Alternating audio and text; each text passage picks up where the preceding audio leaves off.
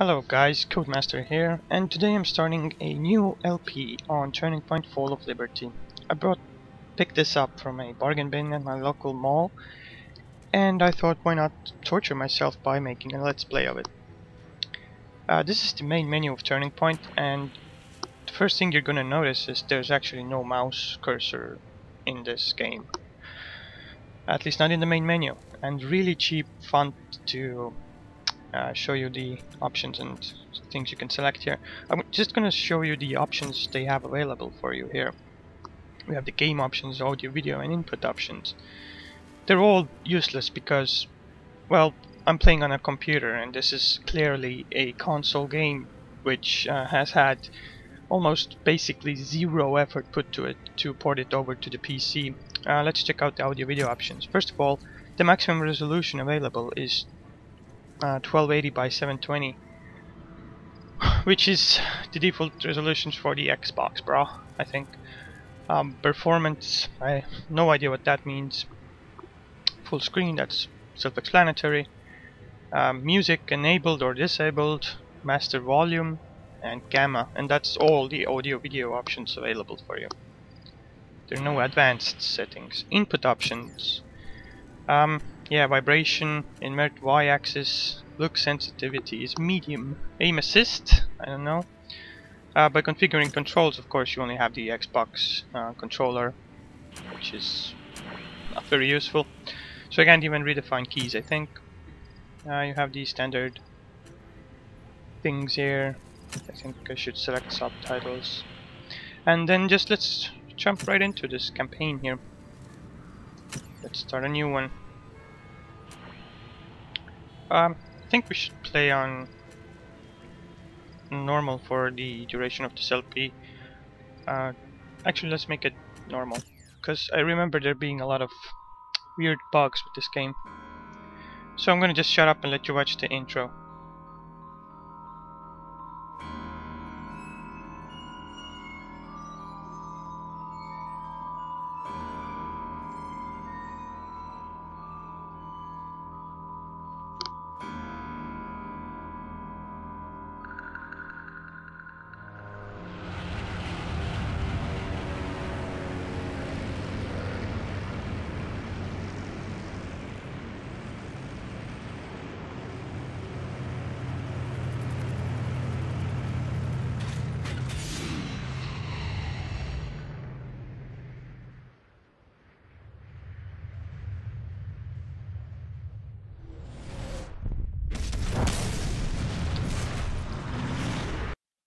We know it's America because they struck the Statue of Liberty.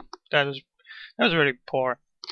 Turning Point Fall of Liberty takes place in an alternate history where the Germany won World War II and are now headed for the American to invade it.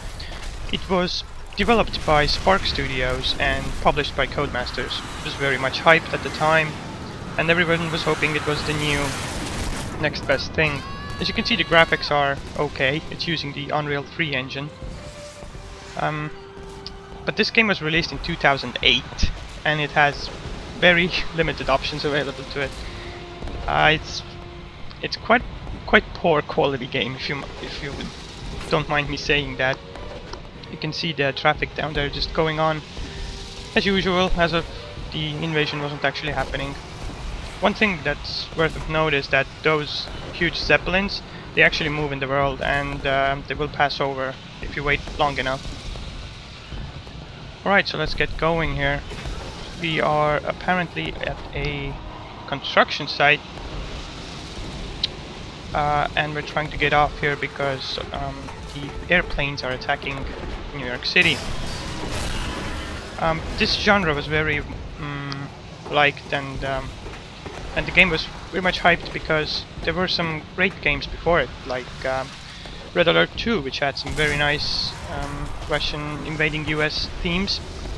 Then there was also Freedom Fighters, one of my personal favorites, which was a third-person shooter, which also had Russians invade America, but it was in sort of a futuristic thing, a very little bit more in the future than in the past. You can see airplanes whizzing by here. That's really cool, I think. Just taking the pieces of the structure with it. I don't know why they would fly so low. but you know, the crazy Germans. Here we get our first prompt to press E. We're near a ladder to climb down. The camera switches to third person, and we are allowed to climb up or down. No fast sliding or anything like that available, but it's not necessary as it's a short climb anyway. Now where was I? Oh yes, Freedom Fighters. I really suggest you play that game if you really like to play the scenario of America being invaded. That was a very fun game to play. And more recently, Homefront, which also did the same theme of having another nation invade America and actually win.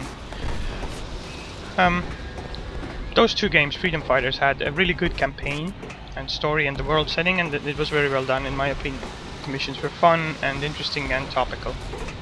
In Homefront, the campaign was pretty bad, but the multiplayer was quite solid. So those two games were quite somewhat popular.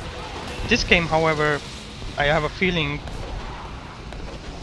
disappointed a lot of people because they hyped it quite a lot, and then it didn't. It just looked bad, played bad, and this campaign was nothing to write home about. Here we see another fellow construction worker that just died, and there's nothing we can do to help him. Stay here, buddy. Help will come. I really dislike the font and the bland way the text is displayed in this game. Just bland white. It's very boring. Again, they're flying so low.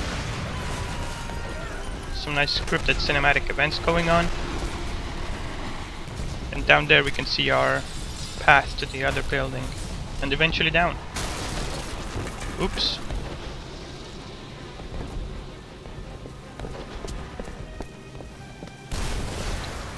I like the idea of this level. It serves as kind of a tutorial, but it's not very blatant. It's like you can't move forward before you learn how to jump or crouch and stuff like that. It's all dynamic, built into this world. And now we come up to one of my favorite parts of this level, where we see a German trooper being in trouble with their parachute, and we get our first look at the takedown mechanic. Now I can choose to take him down, or I also had the choice of using the environment for takedowns, which would have had me to throw him off the building. In my practice runs I used to throw him off the building, but right now the button prompt didn't really work. It shows you the Xbox 360 controls, not the keyboard ones. You can also climb short spaces if you face them and hold down your jump key. You can hear the zeppelins going over really loudly. And they can't jump there. Also, yeah, there are pretty bad frame rate problems with this game sometimes. For no apparent reason, the frame rate drops a lot. It's clearly not finished. It could have been a great idea to do, but you know.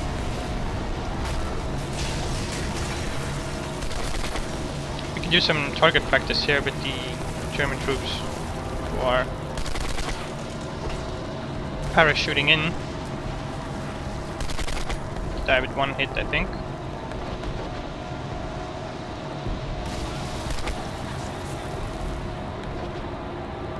It's very easy.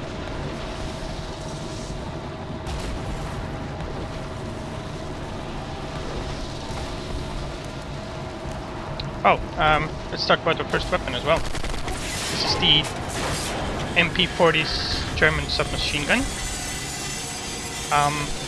It only fires full automatic. We have a nice slow motion when we get hit. That's one thing I like about this game. And it also has a very strong flashlight attached to it. I really like the flashlight. Unfortunately, you can't change the in-game aiming reticle. This huge thing on my screen. I really dislike the design of that. And we have our second weapon today. We got a MP50, which is kind of inspired from a certain rifle the Germans had. It's a nice weapon. It has some strong recoil, but it usually kills very well.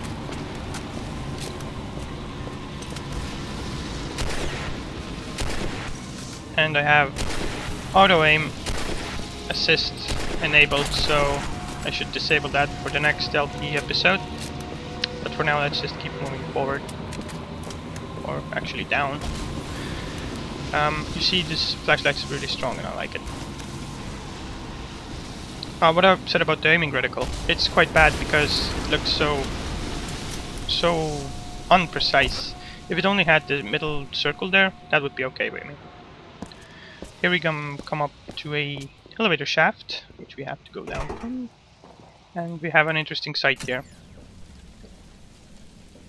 Very bad frame rate.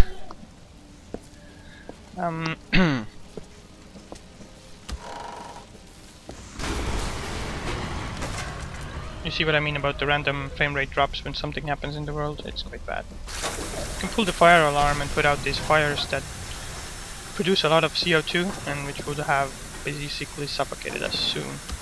Here we see a guy, completely helpless, see us and immediately go for the weapon. Which was a bad decision. There's a poor fellow stuck in the elevator doors. Can't get him out.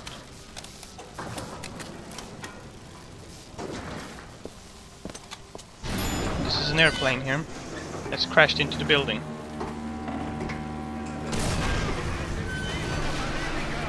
Iconically, the New York sign has been destroyed, which means America has fallen. Taking a lot of hits here.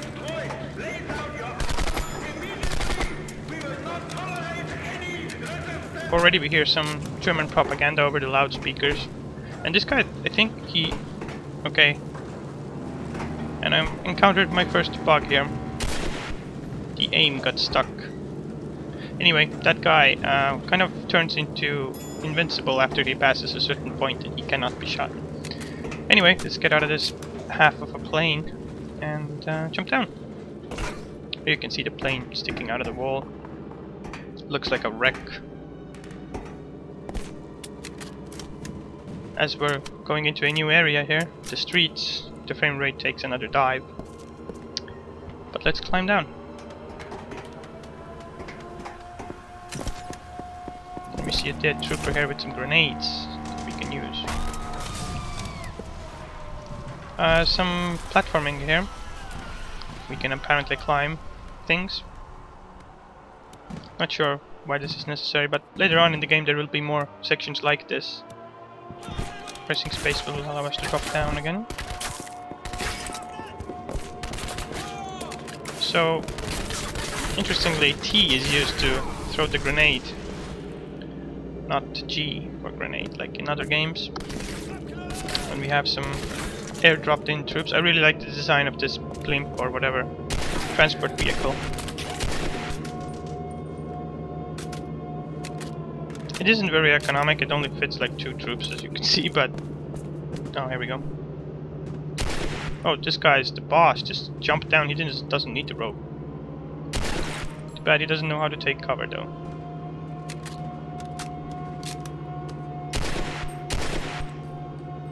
There it goes.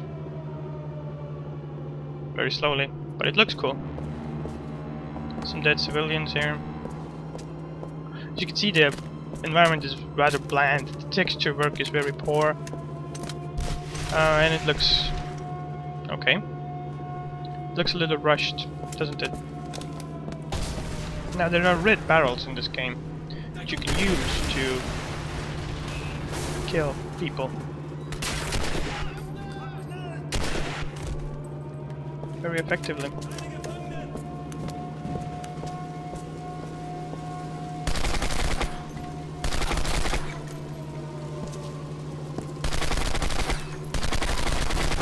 I really like the flashlight. It's really nice and strong. It's useful even during the daylight.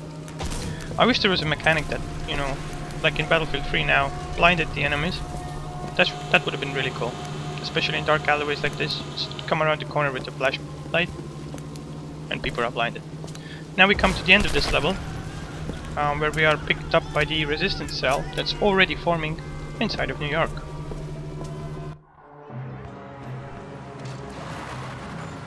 You there! You! With the gun! We're setting up a counterattack! Hop in if you want to help!